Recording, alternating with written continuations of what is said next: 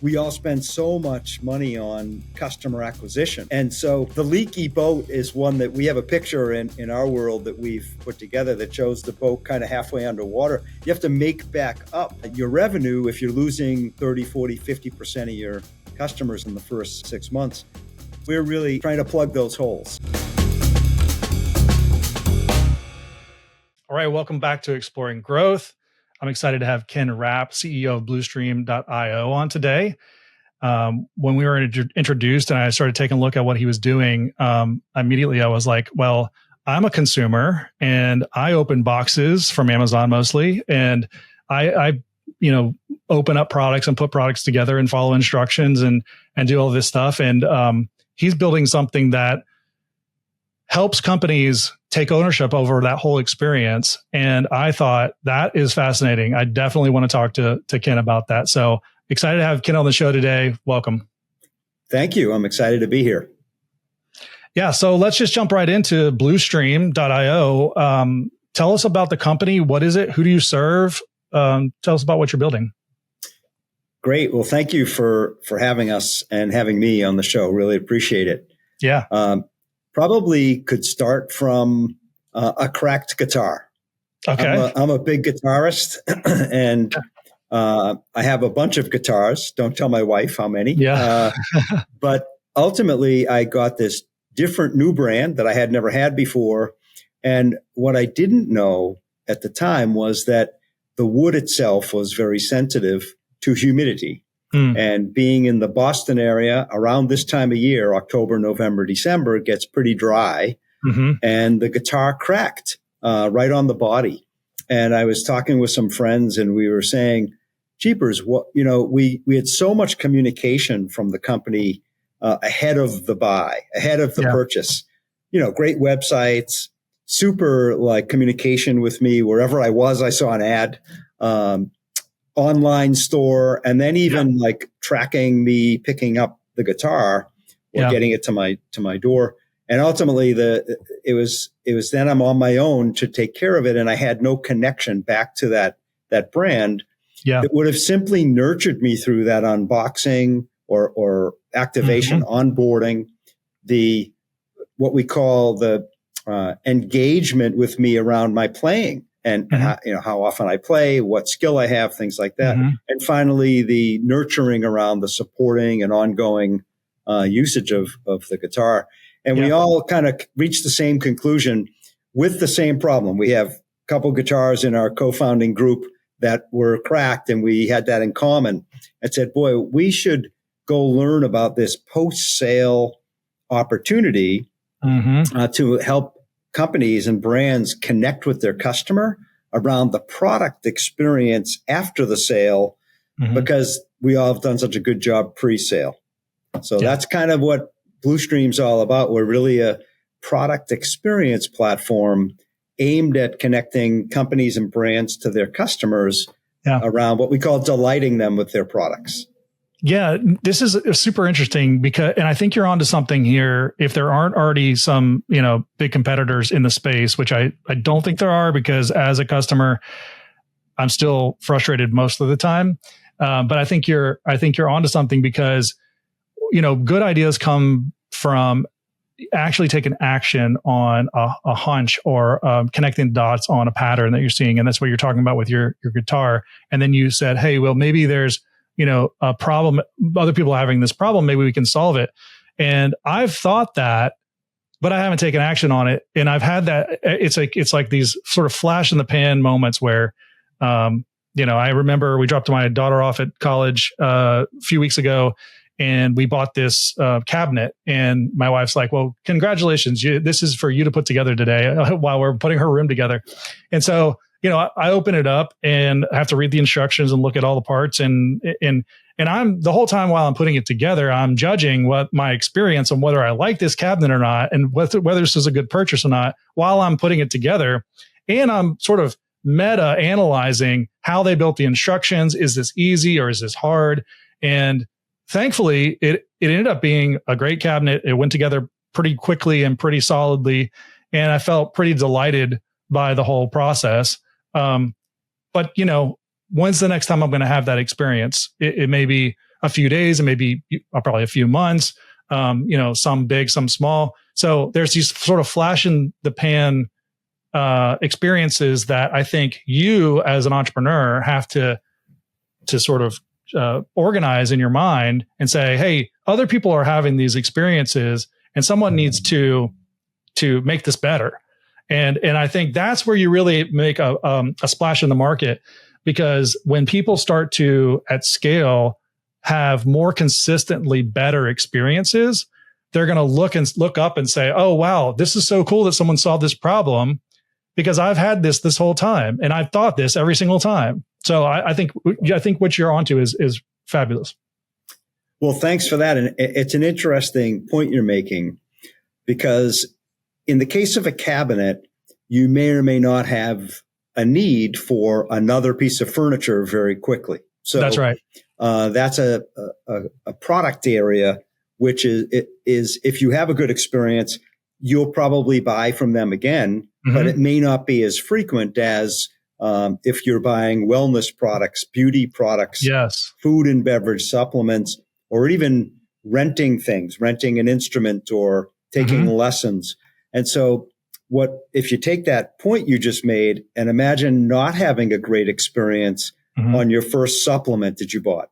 And I was trying to grow my hair and 3 days later, I'm frustrated because I really couldn't read that fine print on the side of the bottle. Yeah. But in fact, if I could really be nurtured through that first product experience to grow my hair, I'd have learned that it's a 3-month process. Yes. And I'd continue buying on that journey with that connection. So there's an incredibly, as we got into it, what we found was there's an incredible, terrible churn problem. Or a lack of retained repeat buyers. And even on non-subscription type of products, the second or third sale is only, done 25, 30% of the time. So you're losing 70% of the opportunity to get another purchase and delight your customer. Your best customers, they buy and then they stay emotionally connected with you.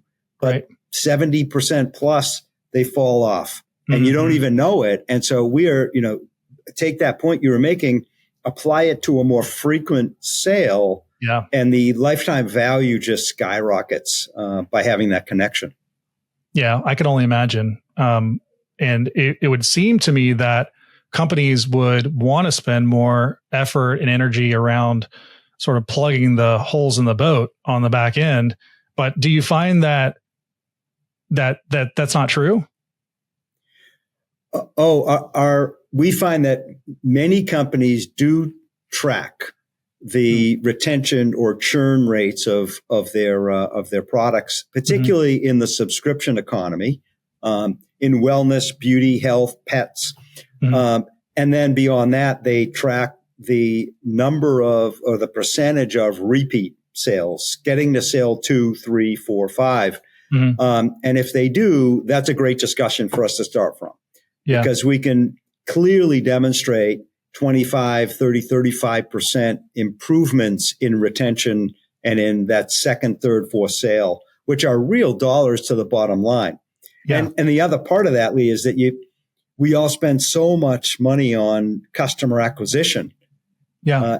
And so the leaky boat is one that we have a picture in our world that we've put together that shows the boat kind of halfway underwater. You have to make back up your revenue if you're losing 30, 40, 50% of your customers in the first six months. So we're really trying to plug those holes. Yeah. So who is the best fit for what you guys have built? Like what type of customer just is a natural fit? Yeah, if you produce products or are a manufacturer or a retailer of products that require some amount of guidance, then we're a home run, drop in, plug and play, and away you go. We create what we call product experience journeys. We have some technology where you just put in your brand name and your product, and it will build the journey for you. And include a roadmap of engagement opportunities. Oh, yeah, that's really cool. And then it builds the journey in a flow chart that can be imported into our our cloud and then run. All right. Share your website here. Yeah, that's really cool. Now I don't know how much of that will make sense by looking at your website, but yeah, that's a great chart right there. You know, when you're happy, when we're all happy as customers and consumers, we feel emotionally connected to our brand.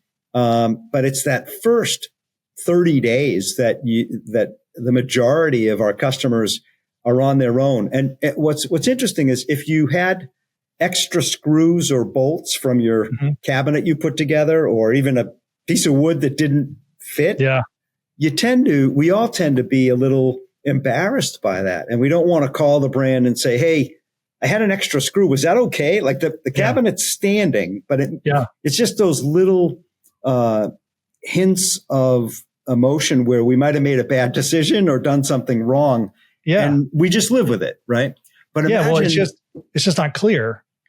It's not clear. But imagine if, you know, you had been nurtured through with and that company likely, like most brands, have all the educational tips and startup videos and guides right at your fingertips. And when we're buying from that customer or that brand, we'll be out there looking at all that content. And then once we get the product, we might search on the internet and then we might get the wrong answer, or we just try it on our own. I have a lot of questions swirling around in my mind, and I'm not sure which path to take. But I wonder how much the place where they bought it plays into the experience that they have. Meaning, if you bought it from walk-in at Walmart or online next day at Amazon, how much do you think that plays into the success that you could have, on the back end of onboarding this product into a customer's life? So you mean with the actual product that they're buying, or do you mean the Bluestream platform powering that experience? With the actual product. And then if you were to add Bluestream to it, what would that look like? Yeah. So we have two types of customers, generally speaking. One is where it's a product that's purchased at a retail store. Okay. And there's in that case, there's been a really challenging scenario out there in the world of associates in retail stores and finding people who want that to be their career or spend more than a summer at it. And so you really do have a problem out there in retail with wellness products, with beauty products, pet products, where I walked into a store and asked somebody for some help, and they had no idea like how to help me with a question about a supplement for a dog. It's just it's almost non-existent these days. Yeah. So our vision someday is right there in the store. You could ask a question on your phone, and it would bring you right to the right content back from the headquarters or the brand's website. Yeah. So retail is very, very challenging, and actually a lot of value to be had by having the product experience available at your fingertips. And then direct to consumer is the other. So e-commerce and going direct purchases, we start our journeys, we call them, right there. So if you check out on Shopify or WooCommerce or some other vehicle, the act of checkout will start you as a consumer on a journey from that brand. Okay. And it's actually important because today we track the product to your door, the package. We can track that, but there might be a prerequisite, like you need batteries for that new toy for your kids, or right. Almond butter for those for the baking you're going to do with the new Bake It connection. Yeah. So I'm just thinking back, thinking about products that we may have bought decades ago when we weren't buying as many things in volume, right? And I'm thinking, because I was looking at that graph, that animated graph, it just sort of triggered in my mind. And you were talking about the guitar. There's products that we bought from legacy companies that had solid brands, and the products just worked. Maybe a radio, or, I'm thinking far back, right? And something that you would have for a long time. And there wasn't this planned obsolescence methodology in the market where they're building stuff that's going to break on purpose. And so I'm thinking about that. And I'm also thinking how much of the, so how much has our how we're consuming and what we're purchasing and the volume and the types of things we're purchasing, it's changed so much that the buyer experience has changed so much, and not to mention the platforms.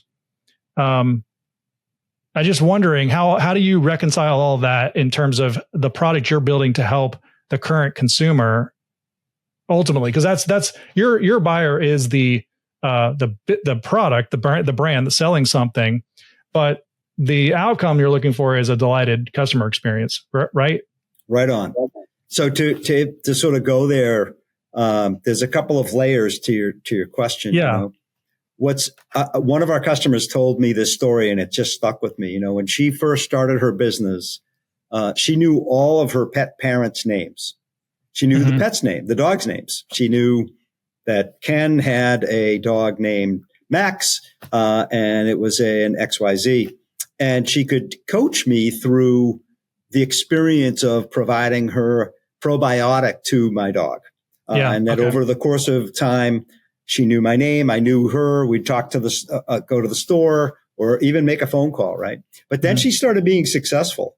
And the more successful she was, and she went from, a few hundred customers to a few thousand consumers, it completely changed, and she couldn't have the personal touch at scale. And so that starts me on point number one is I think the buyers out there, all of us as buyers, and particularly future generations, as you look forward, right? Even though I'm only 30 in here, I'm not one of the current hip generations. They all are demanding hyper personalization, personalization of whatever you're going to do for them. They want a personal connection like we all do. And so I think the first and foremost question is, how can you provide personalization at scale? And as you said, our responsibility to solve this problem is to enable the brand to produce that personalization at scale easily, to make it a really easy setup. And I have an experience that happened to me. I've got a new iPhone, and Apple has plenty of resources. And it was amazing to me. I took the new phone out of the box. It was already charged. I turned it on and it said, "Is this your Wi-Fi?" I said, "Yes, actually it is." Yeah. It said, "Would you please grab your old phone and bring it next to me?" And I did that. And then it said, "When you're ready, I'm going to pull all your data from this phone to that phone." Hit the button. It was amazing. It was so easy and so personal to me, delightful. Yeah. And so I'm hooked. I stay with Apple. I mean, we all know people, we're all in different camps, but I just think it was an amazing first experience that keeps me in their brand. But if you have a physical good or a service, you don't have that digital interface to your customer. That's right. It's the piece of paper in the box and so that at scale is what Bluestream's mission is. We want to help all the post-sale experiences with physical goods and services and some software products to have that same delighted experience. So then how does that work? If can someone use Bluestream if they have a physical product that is, needing that paper in the box and needing that kind of thing, or is that kind of out of the scope? Oh no, that if there's a paper in the box, we would start the dialogue with that consumer about maybe some background of the company and reinforce a great decision at the top of that curve, right? Okay. Then as it comes to unboxing, and most of our customers use SMS text messaging. We're independent. Our engine, our cloud will interface with internet messaging or WhatsApp in Europe, whatever. But so we would say, hey, there's a great quick start guide in the box. Type, and so we have keywords you can type in challenge or struggling, if you run into any problems with it over the next day or two. And then you could even type in, I'm ready to learn more, or learn more when you're ready to learn more after you've installed the product, and start down that onboarding. And, we as consumers, product buyers, we have a skill set of beginner, then intermediate, then maybe super user and expert. Sure. And so as we go up that curve, the company has great resources. Most brands have resources for different skill sets of our ownership. But you have to start somewhere. So you start everybody in the box with that quick start guide. Yes. But as they grow their experience, you can start to really nurture the relationship and offer highly personalized recommendations to your customer. Yeah. Cause I could see if someone types in struggling or challenge and they start that dialogue to fix their problem, then since that sequence has been triggered, there can be a sort of an if-then, sequence that might fire off a day later or 2 days later that says, well, kind of like behind the scenes, since we knew you were struggling with this, we also want to tell you about this or this, because we know that in a day, you've probably put this down and moved on to other things. We want to bring you back to it. That makes a lot of sense. And you touched on a little bit of how your product works. Could you maybe walk us through in not, full detail, but give us the overview of if just pick a product or pick a company and walk us through how does that work from the very beginning to the end? How does Bluestream affect that experience? Sure. So maybe we'll take a supplement, for example. And I check out of on a Shopify store, and that will trigger the first message to me that says, welcome to the ABC brands supplement. Thank you for being a great customer. If you'd like to learn a little about our history, here's a link. Yeah. So that's the first message. And if they click the link, that's contextually starting almost like Carfax. We're beginning a historical profile of what's going on with that consumer. If they don't click the link, that's okay. Day later, they're going to get a message, or 2 days later, depending on the journey. And it might say, hey, by now have you tasted our supplements? And what do you think? Are they great? Are they okay? Or is it a little bit weird? And depending on the answer now, they'll go down a different path of, oh, it was great. And if it's great, it might say, hey, why? That's great. Hey, why? And are you planning? I call it the second why. We know why you bought the supplement, because you wanted to buy a supplement. Yeah. But the second why is, was there something you were planning to get from taking supplements now for your diet? Is it a lose weight? Are you training for a marathon, or are you just trying to eat with more healthy things in mind? Yeah. And again, the branching going on that's generated from our technology. We have a technology that builds these journeys by looking at, it actually looks at the content that's on their website and looks at some of the feedback from customers in the market, public stuff. And then it will draft up this journey that will just create this nurturing with a customer, all the way to the point, just to wrap it up, Lee, is, well, once you know that I'm training for a 10K by the end of the month, or maybe by the end of the summer, now you might actually offer, not only is the supplement important to me, but did you know, another message to me is, did you know that some proteins can be very helpful if you're training for a 10K by the end of the summer? Right. And they also sell the proteins. And so the right recommendation at the right time, based on the real consumer's needs, it becomes magic. We see 20% increases in average order value. We see 30% reduction in churn or increase in repeat sales, simply by nurturing the relationship around that product experience. So hopefully that answered your question. It totally answers my question. And that's kind of what I was getting at. And at like step number 2, I think most companies are out of the game. I was just following in my mind thinking, how many companies have I interacted with at step 2? And I think step 2 is as far as any of them that I can think have gone. So by and large, companies are not doing this. So if you just do it, you do any kind of meaningful interaction that's semi-personalized, you're just showing up at this point. I think that is a win for a lot of brands.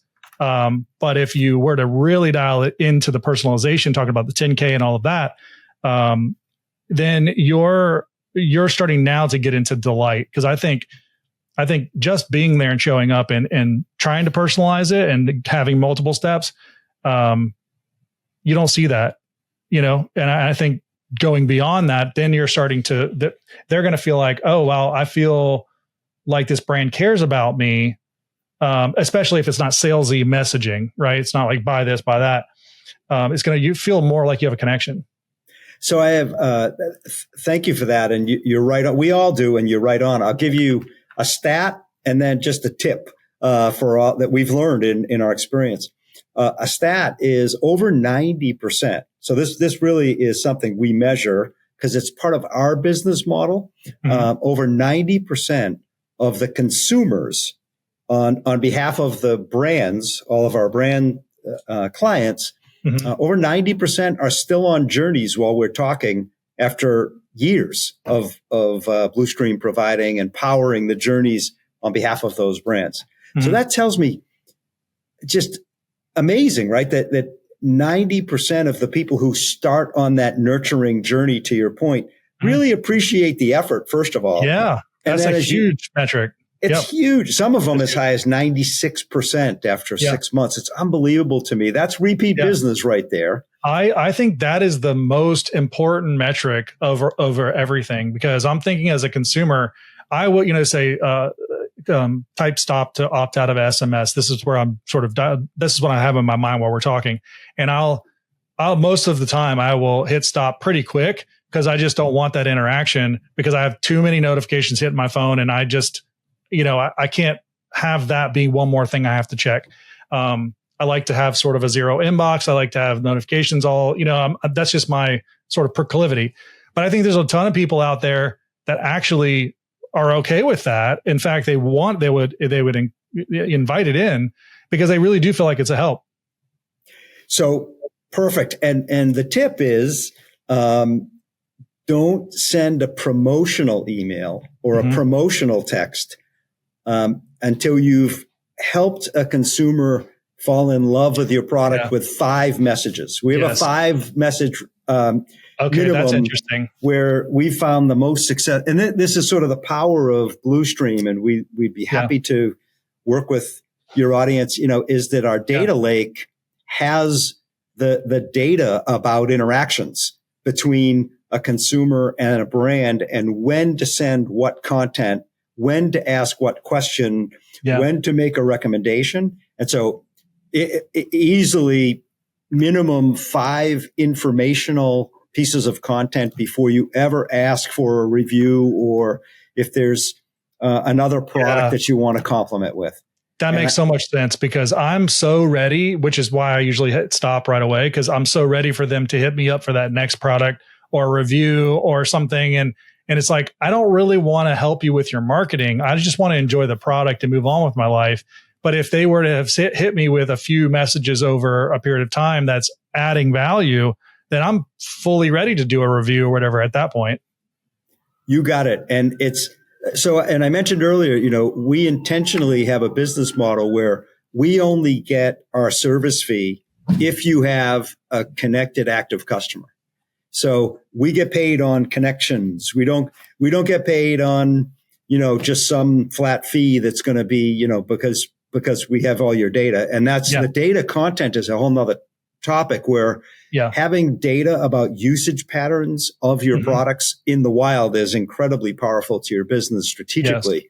But we really want to be incentivized to keep this active connection and bringing value. So our team and our tools and our technologies constantly monitoring the interactions and making sure we're not getting very poor engagement.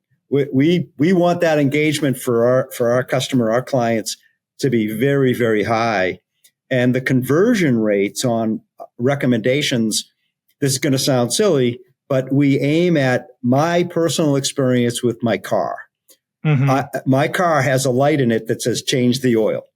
So I said to myself one day when we were designing our architecture, I'll change the oil when the product tells the car sells change the oil. But I've had 3 coupons from the Jeep dealer in the last 12 months that I've ignored. I don't need a coupon. I'll pay top dollar, but tell me when I really need to change the oil. Right. That's our philosophy when it comes to recommending cross-sell, upsell, repeat sell. It's really got to matter. It's got to be relevant and pertinent. Love it. I have one last question for you, kind of an oddball question before we wrap up here. I'm just wondering what level of frustration from the customer is tolerable, because that would mean, you're thinking about how to build these personalized journeys that adds value and supports and assists and does all these things that are really good and they have a lot of merit. But you could really exhaust yourself on the other end of the spectrum with personalization and trying to help and support too much. And I think that there is maybe a weird psychological thing where customers need to sort of be frustrated to some degree because they will take more ownership over the stage that they're in. And I know there's probably a lot of examples out there that we could point to about the frustration in the process. But I'm curious what you think about that. Yeah, it's a great point. So we define, based on all of the experiences we've had, the product experience or ownership being in 3 stages: unboxing or activating a new relationship and connection, usage or engagement, and then care or nurturing. The unboxing, we're driving at reviews and referrals. And we measure the cadence of content that's supposed to go out there, and we let the consumer dictate the pace. So if you and I might actually click on something at different rates, and this is not just one campaign that goes in, plows forward, for everybody. It really moves around. During the usage and what we call skill development, that's stage 2 or engagement. Right to your point, some of our IP is around the fact that there's 2 moving parts. One is the owner's experience from beginner to intermediate to expert and skill, and the product's life cycle. Like my initial example of a guitar could have a 10-year life cycle and an annual maintenance and support type of thing, versus the smoothies or the supplements, which is a 30-day supply.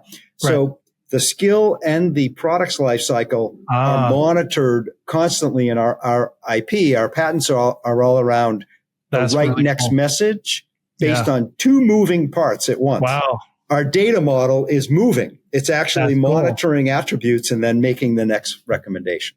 Yeah. Now, of course, you have to get the feedback and the inputs from the customer in order to have that work, like any good data model would work. But that's super interesting. And I think that's awesome to see that you're working on these psychological principles, because I think that's really where you can demonstrate to someone that, hey, we understand the potential potholes you're going to step in.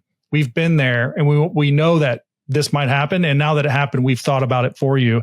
That's where delight comes in. And that's where they feel like the purchase was full circle. Yeah, I'm totally glad I made this purchase. Now the trust has gone way up with this brand or this type of product. And we use the data that we have to inform, the next journey. So, and we've got this automation on developing journeys. So you put in your brand name and your product name, and it will give you a draft. And that's using all the best practice from what's in our database to see exactly what you're saying. What's the sentiment of that kind of consumer for that type of products, not specific brand product, but across the board. And that informs what we call our best practice. And we feed all that into the soup. So when you get your journey, you're getting advantage of all the prior customer interactions. Yeah, that's amazing. This is so cool. I'm so glad we were able to sit down and have this conversation, because I, as a customer of many products, this is always on my mind, but it's usually in a slightly higher stress, time where you're like, okay, I'm excited I got this product. Now I either have to build it or I have to consume it or I have to do something. and there are these natural barriers that come into play. And I think, couldn't they have thought about this? Like the Apple example. I agree. You open up an Apple product and they have thought of everything. In fact, they might even teach you something in the process. It's stuff that you didn't even think could be a problem, which is pure delight. Despite the fact that I'm not an Apple phone or an iPhone kind of guy, I'm an Android, but that's neither here nor there. But yeah, no, this has been very enlightening and super interesting. So thanks again for coming on and having this discussion. My pleasure. And I really appreciate what you're doing for the world by hosting these kinds of podcasts. And I do invite your audience, if they'd like to test their product. Yes. It will take 5 minutes and I'm always available I'm Ken at BlueStream.io. And I'll send you some links that you can put in your notes section. And that's perfect. Thank you so much for having me. Yeah. Yeah, so they can reach you on email, Ken at bluestream.io, BLU. And what about LinkedIn? Should we send them there too? Sure. I'll send you the links to get access to the website and my LinkedIn and all that too. Perfect. That sounds great. Thanks again, Ken. This has been fun. Do I get to say happy birthday on the recording? Then I'm going to say happy birthday. Congratulations. And again, thanks for what you're doing for all of us. Appreciate it. Thank you, Ken. I appreciate that.